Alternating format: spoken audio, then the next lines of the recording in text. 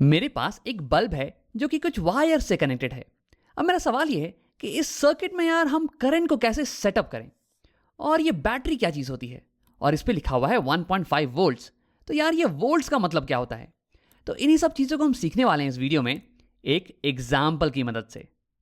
तो मेरे पास यहाँ पे एक स्लाइड है जिसपे कि कुछ बच्चे ऊपर से नीचे तक फिसल रहे हैं, और अगर कोई इंसान इन बच्चों को नीचे से उठा के ऊपर रखता रहे कंटिन्यूसली, तो यहाँ पे बच्चों की एक कंटिन्यूस मोशन होने वाली है। तो मैं ये कह सकता हूं कि बच्चों की एक कंटिन्यूस करंट यहाँ पे सेटअप हो चुकी है। अब ऐसे एग्जाम्पल की मदद से हम ये समझने वाले हैं कि कैसे अपने सर्किट में हम चार्जेस की एक कंटिन्यूस करंट को सेटअप करें। तो यहाँ एग्जाम्पल में हमारे बच्चे स्लाइड के ऊपर से नीचे तक फिसल के आ जा रहे हैं। अब ऐसा कैसे हो रहा है यार? तो तुम कहोगे राम, ऐसा हो रहा है ग्रेविटी के फोर्स के कारण। ग्रेविटी इन बच्चों को नीचे तक खींच के ले आ रही है। अब देखो, वैसे ही हमारे सर्किट में बहुत सारे चार्जेस तो पहले से ही प्रेजेंट है। देखो, हमारा सर्किट ये बना हुआ है मेटल के वायर से, और मेटल में बहुत सारे इलेक्ट्रॉन्स होते हैं, फ्री इलेक्ट्रॉन्स जो कि कहीं भी मूव कर सकते हैं, और ये नेगेटिवली चार्ज्ड भी होते हैं। लेकिन अभी ये सारे इलेक्ट्रॉन्स किसी एक पर्टिकुलर डायरेक्शन में मूव नहीं कर रहे हैं, और इसलिए हमारे पास इलेक्ट्रिक करंट नहीं एस्टैब्लिश हो रही है इस सर्किट में। ऐसा करने के लिए हमें इन सारे इलेक्ट्रॉन्स को एक डायरेक्शन में पुश करना पड़ेगा, तभी तो जाके हमें इलेक्ट्रिक करंट मिलेगी।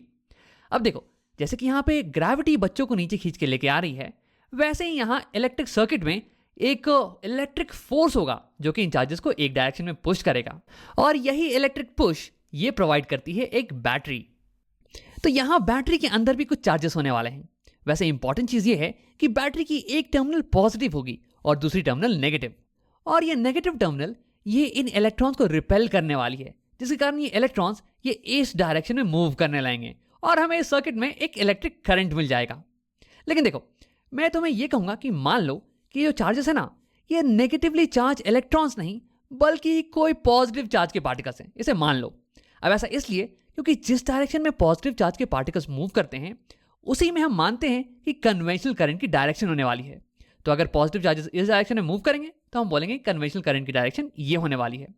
वरना देखो, इलेक्ट्रॉन्स नेगेटिवली चार्ज पार्टिकल हैं, ये अगर ऐसे मूव करेंगे तो तुम्हें कहना पड़ेगा कि कन्वेंशनल करंट इस डायरेक्शन में है, उल्टे डायरेक्शन में, और ये आगे जाके थोड़ा कंफ्यूजिंग हो जाने वाला है यार।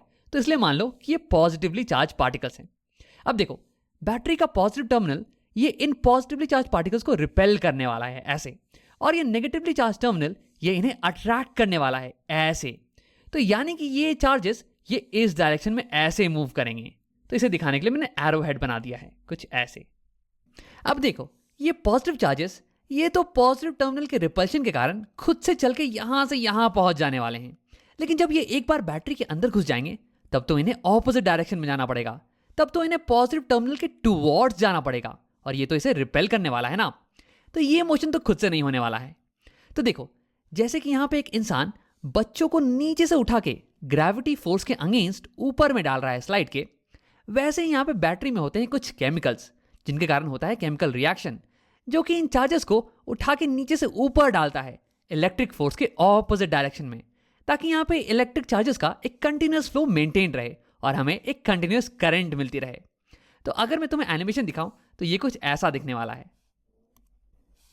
इलेक्ट्रिक करंट इस डायरेक्शन में जाने वाली है।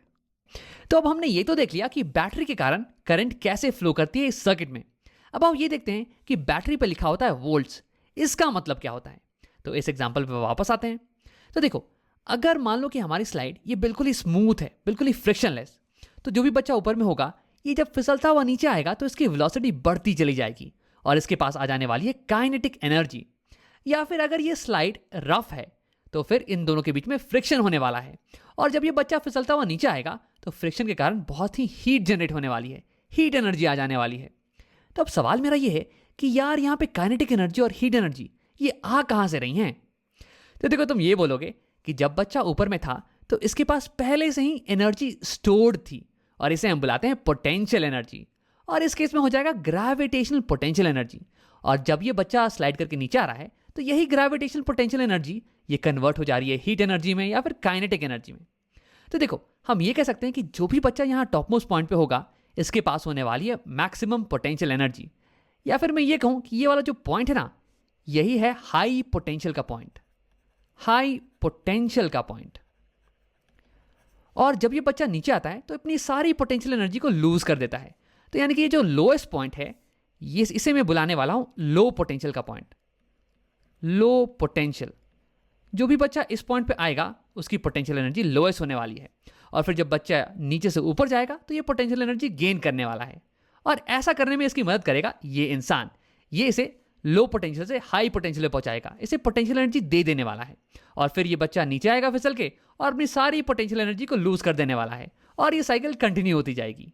अब ठीक इसी एग्जाम्पल की तरह जब यहाँ पे चार्जेस बल्ब के थ्रू जाते हैं ना, तो बल्ब में थोड़ी सी हीट जनरेट हो जाती है। अब तुम सोच रहे हो कि यार यहाँ पे हीट कैसे जनरेट हुई? तो देखो, यहाँ पे चार्जेस के पास एक स्टोर्ड एनर्जी थी, एक हाई पोटेंशियल एनर्जी, ठीक इस एग्जाम्पल की तरह। और फिर जब ये बल्ब के थ्रू जाते हैं तो फिर ये पोटेंशियल एनर्जी कन्वर्ट हो जाती है, ये चार्जेस पोटेंशियल एनर्जी को लूज कर देते हैं और ये कन्वर्ट होती है हीट एनर्जी में, और फिर ये बाहर निकल के आते हैं लो पोटेंशियल एनर्जी के साथ, ठीक इस पॉइंट की तरह। अब देखो, इन दोनों एग्जाम्पल में कुछ ना कुछ डिफरेंसेस भी हैं। यहाँ पे सारा काम हो रहा है ग्रेविटी के कारण, और यहाँ पे सारा काम हो रहा है इलेक्ट्रिसिटी के कारण। और एक और मेजर डिफरेंस ये है कि यहाँ पे जब बच्चे फिसल के नीचे आ रहे थे ना, तो ये कंटिन्यूसली अपने एनर्जी को लूज कर रहे थे, पोटेंशियल एनर्जी को लूज कर रहे थे। लेकिन यहाँ इस एग्जाम्पल में हम ये मानते हैं कि जब चार्जेस इस कनेक्टिंग वायर में ट्रैवल करेंगे तो कनेक्टिंग वायर में कोई भी हीट जनरेट नहीं होने वाली है। वैसे असल में तो थोड़ी सी हीट जनरेट होती है, लेकिन बल्ब में बहुत ज़्यादा हीट जनरेट होती है, तो इसके कंपैरिजन में ये हीट ये बहुत ही कम होने वाली है।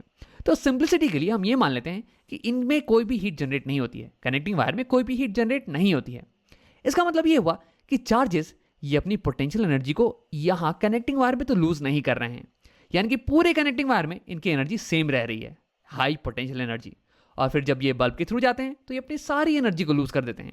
और फिर सिमिलरली यहाँ पे इस कनेक्टिंग वायर में भी कोई भी चेंज नहीं आने वाला है पोटेंशियल एनर्जी में, इस पूरी वायर में चार्जेस के पास लो पोटेंशियल एनर्जी होगा।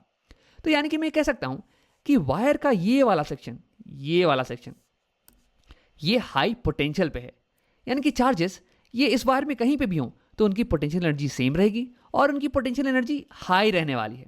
और सिमिलरली मैं कहूंगा कि कनेक्टिंग वायर का ये वाला सेक्शन ये होने वाला है लो पोटेंशियल पे, यानी कि चार्जेस ये यहां से यहां तक सेम पोटेंशियल एनर्जी रखने वाले हैं और इनकी पोटेंशियल एनर्जी ये लो होने वाली है, क्योंकि इन्होंने अपनी सारी पोटेंशियल एनर्जी बल्ब में लूज कर दी है। तो देखो, चार्जेस की पोटेंशियल एनर्जी यहां से लेके यहां तक ये सेम रहती है और ये हाई रहती है, और फिर सारी पोटेंशियल एनर्जी ये लूज करते हैं इस बल्ब में, और फिर यहां से यहां तक लो पोटेंशियल एनर्जी रहती है। और ऐसा इसलिए क्योंकि हम मानते हैं कि कनेक्टिंग वायर में कोई भी पोटेंशियल एनर्जी में चेंज नहीं आएगा, कोई भी हीट जनरेट नहीं होने वाला है। अब देखो, एक बार जब चार्जेस बैटरी के अंदर घुस गए तो फिर बैटरी के केमिकल्स ये इन चार्जेस की पोटेंशियल एनर्जी को वापस से बढ़ा देने वाले हैं, वापस से इन्हें हाई पोटेंशियल पे भेज देने वाले हैं। ठीक वैसे ही जैसे कि ये इंसान बच्चों को उठा के लो पोटेंशियल से हाई पोटेंशियल पे रख रहा है और इनकी पोटेंशियल एनर्जी को बढ़ा दे रहा है। अब आप बात करते हैं वोल्टेज के बारे में। तो देखो, वोल्टेज ये एक ऐसा नंबर है जो कि बताता है कि चार्जेस की पोटेंशियल एनर्जी में डिफरेंस कितना क्रिएट हो रहा है, चार्जेस की पोटेंशियल एनर्जी कितने अमाउंट से बढ़ रही है या घट रही है। तो इसलिए इसे हम कभी कभी पोटेंशियल डिफरेंस भी बुलाते हैं। अब इसी को समझते हैं एग्जाम्पल की मदद से। तो मान लो कि इस पॉइंट और इस पॉइंट के बीच का पोटेंशियल डिफरेंस वोल्टेज ये हमें दिया हुआ है एज 1.5 वोल्ट्स। अब इसका मतलब ये हो गया कि पोटेंशियल एनर्जी में डिफरेंस आने वाला है 1.5 जूल्स का पर कूलम्ब। अब देखो, जूल्स पर कूलम्ब, इसका मतलब ये हो गया कि जब एक कूलम्ब का चार्ज यहां से इस पॉइंट पे जाएगा तो उसकी पोटेंशियल एनर्जी 1.5 जूल से चेंज हो जाने वाली है, 1.5 जूल से बढ़ जाने वाली है इस केस में। और फिर जब एक कूलम्ब का चार्ज यहां से यहां पहुंचेगा तब तो कोई भी चेंज नहीं आने वाला है पोटेंशियल में, क्योंकि कनेक्टिंग वायर में कोई भी चेंज नहीं आता है। और उसके बाद जब ये बल्ब के थ्रू पास करेगा ना, तो इसकी सारी पोटेंशियल एनर्जी ये कन्वर्ट हो जाने वाली है हीट एनर्जी में। ये चार्ज अपनी सारी पोटेंशियल एनर्जी को लूज कर देने वाला है और फिर ये वापस आ जाएगा। तो यानी कि वोल्टेज ये हमें बताता है कि एक कूलम्ब का चार्ज कितनी पोटेंशियल एनर्जी को गेन कर रहा है या फिर लूज कर रहा है। अब देखो, अगर यहीं पे बैटरी 9 वोल्ट्स की होती तो क्या हो रहा होता? वीडियो को पॉज करो और इसे खुद से सोचो एक बार। अब अगर तुमने सोच लिया तो देखते हैं। देखो, अगर 9 वोल्ट की बैटरी होती तो एक कूलम्ब का चार्ज ये जब बैटरी के थ्रू जाता ना, तो ये 9 जूल की एनर्जी को गेन करता, और फिर जब ये बल्ब के थ्रू जाता तो 9 जूल की एनर्जी को ये लूज कर देता और हीट में कन्वर्ट हो जाती है एनर्जी, यानी कि इस केस में ज्यादा हीट जनरेट होने वाला था। अब देखो, इस नंबर से हम एक और चीज कैलकुलेट कर सकते हैं। ये बताता है कि एक कूलम्ब का चार्ज 1.5 जूल की एनर्जी को लूज करने वाला है जब ये यहां से यहां जाए। तो अगर मैं कहूं कि 2 कूलम्ब का चार्ज यहां से यहां जा रहा है तो कितनी एनर्जी लूज होगी? तो 1.5 × 2, यानी कि 3 जूल की एनर्जी लूज होने वाली है। सिमिलरली अगर 10 कूलम का चार्ज यहां से यहां जाएगा तो 1.5 इंटू 10 15 जूल की एनर्जी लूज होने वाली है यहां से यहां के बीच में। तो यानी कि अगर मुझे किसी भी दो पॉइंट के बीच का पोटेंशियल डिफरेंस या फिर वोल्टेज पता हो तो मैं ये कह सकता हूं कि चार्जेस एक पॉइंट से दूसरे पॉइंट पर जाने में कितनी पोटेंशियल एनर्जी को गेन या लूज करने वाले हैं। अब देखो, अगर मैं कनेक्टिंग वायर पे कोई भी दो पॉइंट लूं, जैसे कि एक ये पॉइंट और एक ये पॉइंट, तो इन दोनों के बीच में पोटेंशियल डिफरेंस ये 0 होने वाला है। क्या तुम वीडियो को पॉज करके इसके बारे में खुद से सोच सकते हो? अब अगर तुमने ट्राई कर लिया तो आप देखते हैं। देखो, स्टार्टिंग में हमने अज्यूम कर लिया था कि जब चार्जेस कनेक्टिंग वायर पे फ्लो करेंगे ना, तो उनकी पोटेंशियल एनर्जी में कोई भी डिफरेंस नहीं आने वाला है, उनकी पोटेंशियल एनर्जी सेम रहने वाली है। अब अगर पोटेंशियल एनर्जी में कोई डिफरेंस नहीं आया तो फिर पोटेंशियल डिफरेंस ये भी तो 0 होने वाला है ना। अब सिमिलर रीजन से हम ये भी कह सकते हैं कि अगर मैं कोई दो पॉइंट लूँ इस कनेक्टिंग वायर पे, ये और ये मान लो, तो इनके बीच में भी पोटेंशियल डिफरेंस ये 0 ही रहने वाला है। केवल पोटेंशियल डिफरेंस होगा इस पॉइंट और इस पॉइंट के बीच में। अब देखो, जो भी पॉइंट हाई पोटेंशियल पे है उसे हम रिप्रेजेंट करेंगे प्लस साइन से, और जो पॉइंट लो पोटेंशियल पे है उसे हम रिप्रेजेंट करेंगे माइनस साइन के साथ। अब ऐसे पोटेंशियल डिफरेंस इन दोनों पॉइंट के बीच में भी होगा, बैटरी के अक्रॉस भी होगा। और अगर किसी सर्किट में तुम्हें करंट को एस्टैब्लिश करना है तो उस सर्किट में तुम्हें पोटेंशियल डिफरेंस को जनरेट करना पड़ेगा। अब एक आखिरी चीज, किन्हीं किन्हीं किताबों में तुम्हें वोल्टेज ये वर्क डन के टर्म्स में डिफाइन किया हुआ दिखेगा, तो इसे भी समझ लेते हैं। देखो, यहां पे बैटरी ये चार्जेस को यहां लो पोटेंशियल से हाई पोटेंशियल पे ट्रांसफर कर रही है, यानी कि बैटरी ये चार्जेस में एनर्जी को ट्रांसफर कर रही है। ठीक वैसे ही जैसे कि ये इंसान ये बच्चों को लो पोटेंशियल से हाई पोटेंशियल पे ट्रांसफर कर रहा है और इनमें एनर्जी को ट्रांसफर कर रहा है। और देखो, जब भी फिजिक्स में एनर्जी का ट्रांसफर होता है तो हम कहते हैं कि कुछ वर्क डन हुआ है, यानी कि मैं कह सकता हूं यहां पे हमारी बैटरी चार्जेस पे वर्क डन कर रही है। अब देखो, ये बैटरी है 1.5 वोल्ट्स की, यानी कि ये 1.5 जूल की एनर्जी को ट्रांसफर करती है पर कूलम ऑफ चार्ज। यानी कि मैं कह सकता हूं कि ये बैटरी एक कूलम के चार्ज को यहां से यहां ले जाने में 1.5 जूल का वर्क कर रही है उस पर। तो आप डिफाइन करते हैं वोल्टेज को वर्क टर्म में। तो voltage is equal to work done, कितना वर्क करना पड़ रहा है पर कूलम के चार्ज को एक पॉइंट से दूसरे पॉइंट पर ले जाने के लिए।